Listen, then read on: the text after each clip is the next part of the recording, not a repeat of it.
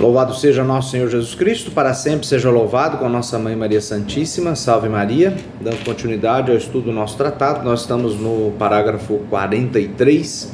O nosso santo ele vai dizer que reafirmar, que a devoção à Santíssima Virgem ela é necessária para a nossa salvação. Só que ela não só é necessária para a nossa salvação, para a salvação de todos, mas para aqueles que são chamados a uma devoção, a uma perfeição particular, ela é ainda mais necessária. Para aqueles que são chamados a uma perfeita união, a uma união mais íntima, a uma perfeição diferenciada, ou seja, a uma santidade evidente, a um chamado de Deus especial, essa devoção ela é ainda mais necessária.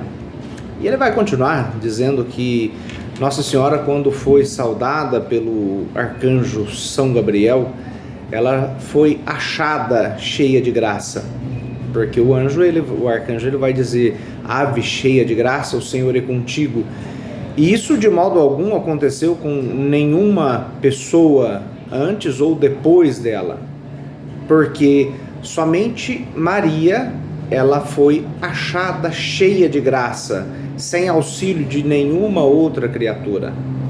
E evidentemente que logo depois essa porção cheia de graça ela foi se tornando superabundante, foi se tornando em plenitude, ela foi duplicando, triplicando, ela foi aumentando sobremaneira, ela superabundou esse dom do Espírito Santo nela, quando o Espírito cobriu Maria com sua sombra, que isso está lá em Lucas 1, no versículo 35, ela foi aumentando essa plenitude dia a dia até que aquilo fosse realmente superabundante.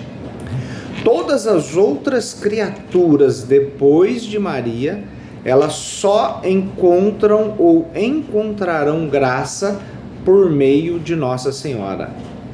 Elas só acharão a plenitude por meio de Nossa Senhora. Por quê? Porque essa plenitude do Espírito em que ela ficou, em que ela superabundou, ela foi considerada como o celeiro de Deus, E nesses celeiros de Deus, ela tira destes celeiros e ela distribui a quem ela quiser. Não só a quem ela quiser, mas ela distribui a quem ela quiser, quanto ela quiser, como ela quiser e quanto ela quiser, apesar de tudo, apesar de qualquer outro contratempo, ela distribui segundo o seu gosto, e o seu gosto é a plena vontade de Deus. E Jesus nessa terra, ele é o fruto dessa árvore que é Maria. Se nós pegarmos uma alusão lá ao antigo paraíso terrestre, nós vemos que Nossa Senhora, ela é este paraíso terrestre, e dentro do paraíso terrestre havia a árvore da vida, e a árvore da vida, ela tem o fruto da vida, e o fruto da vida é nosso Senhor Jesus Cristo, e a árvore da vida é Nossa Senhora. E a entrada nesse paraíso terrestre, quem dá essa entrada, quem concede esses frutos é justamente Nossa Senhora, porque Nossa Senhora tem as chaves destes celeiros divinos, e ela dá entrada neste paraíso terrestre a quem ela quiser, e ela dá de comer neste paraíso terrestre a quem ela desejar, a quem ela quiser. E quais os frutos que estão dentro deste paraíso terrestre? Frutos diversos, dentre os quais os principais nós temos a árvore da ciência do bem e do mal e a árvore da vida, que são as grandes árvores citadas para nós lá no Gênesis. E ela dá de comer aos seus filhos e àqueles a quem ela desejar que entre neste paraíso terrestre. Ela concede de comer a essas pessoas, a quem ela quiser, quando ela quiser, quanto quiser, como quiser, apesar dos pesares. E existe um salmo que ele vai dizer, o Salmo 44, ele vai dizer, 44:13, ele vai dizer que os ricos do povo suplicarão por esta virgem, os ricos do povo suplicarão por esta cidade, suplicarão pela vossa face. Qual a face? A face de Nossa Senhora.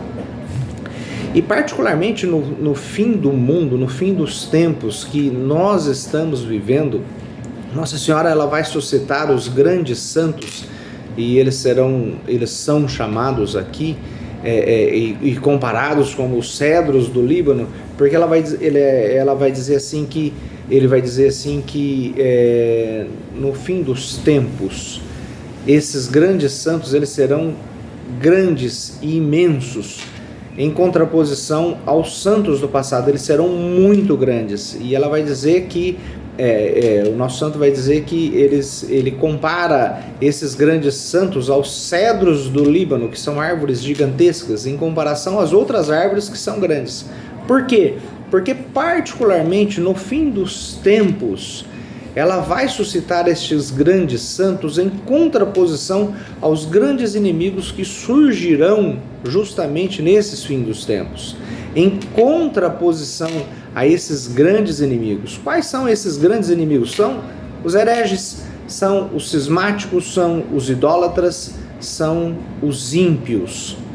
E se nós pararmos bem para pensar nessa classe de pessoas que o nosso querido santo ele vai citar aqui, nós vamos verificar que existem grandes proporções com relação a essas pessoas: hereges, cismáticos, idólatras, ímpios. Nós vamos falar mais sobre isso mais para frente, mas nós temos que também nos Salmos, Salmo 86, verso 3, ele vai dizer que ele vai fazer uma alusão a esta cidade de Deus, que na verdade ela se torna um refúgio. Refúgio para quem? Refúgio para aqueles que estão sedentos, refúgio para aqueles que estão famintos. Eles buscarão essa grande cidade de Deus, e essa grande cidade de Deus é nossa Mãe Maria Santíssima.